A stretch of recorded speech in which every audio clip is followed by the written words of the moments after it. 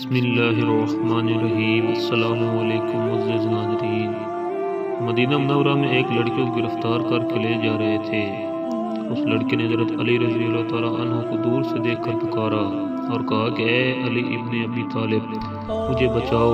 تو حضرت علی رضی اللہ تعالیٰ عنہ نے پوچھا کیا ہوا؟ وہ لڑکا کہنے لگا کہ اے حضرت علی رضی اللہ تعالیٰ عنہ میں بے گناہ ہوں، مجھے بے گناہی کے باوجود قتل کی سزا دی گئی، مجھے بچاؤ میں بے گناہ ہوں۔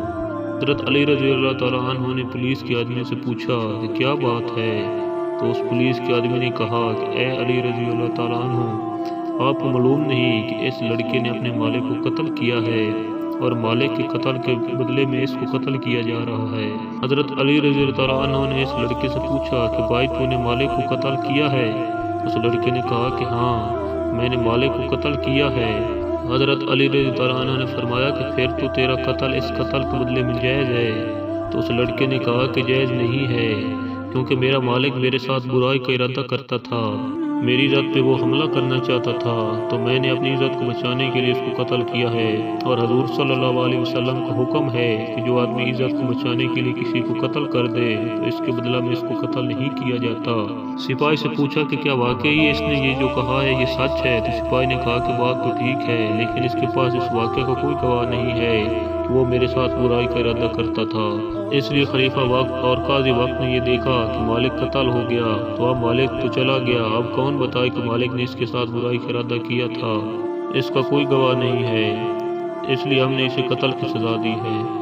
وہ لڑکا رونے لگا اور کہنے لگا واقعتاً میرے مالک نے میرے ساتھ برائی کا ارادہ کیا تھا۔ حضرت علی رضی اللہ تعالیٰ عنہ حضرت عمر رضی اللہ عنہ کے پاس آئے اور آ کر فرمایا کہ اے امیر المومنین آپ اس قتل کی تفتیش میرے سپرد کر دیں۔ حضرت علی کے فیصلے بڑے گہرے ہوا کرتے تھے۔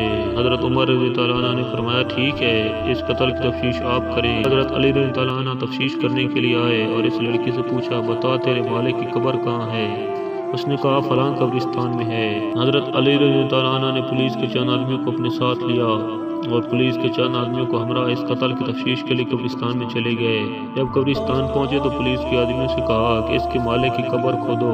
جب انہوں نے قبر کھودی تو قبر میں اس کے مالک کی لاش نہیں تھی۔ جب اس قبر میں مالک کی لاش نظر نہ آئی تو حضرت علی رضی اللہ عنہ واپس آ گئے۔ عمر رضی اللہ عنہ سے آ کر کہا کہ امیر المومنین یہ لڑکا سچا ہے، وہ مالک واقعی اس کے ساتھ برائی کا ارادہ رکھتا تھا۔ تو حضرت عمر رضی اللہ عنہ نے فرمایا کہ تمہارے پاس کیا دلیل ہے؟ تو حضرت علی رضی اللہ عنہ نے فرمایا کہ میں نے حضور اکرم صلی اللہ علیہ وسلم سے یہ حدیث سنی ہے کہ جو آدمی لڑکوں سے برائی کا ارادہ کرتا ہے جب اس کا انتقال ہو جاتا ہے اور اس کو قبر میں ڈالا جاتا ہے تو اس کی لاش کو اٹھا کر قوم لوط کے قبرستان میں بھیج دیا جاتا ہے۔ تو اس لیے جب ہم نے اس کی قبر کو خریدا تو اس قبر کے اندر اس کا مالک نہیں تھا، جبکہ ابھی چند دن پہلے اس کو دفن کیا گیا تھا، اس لیے واقعی اس کا مالک اس کے ساتھ برائی کا ارادہ کرتا ہوگا۔ اس شک کا فائدہ دیتے ہوئے اس لڑکی کو بری کیا جاتا ہے۔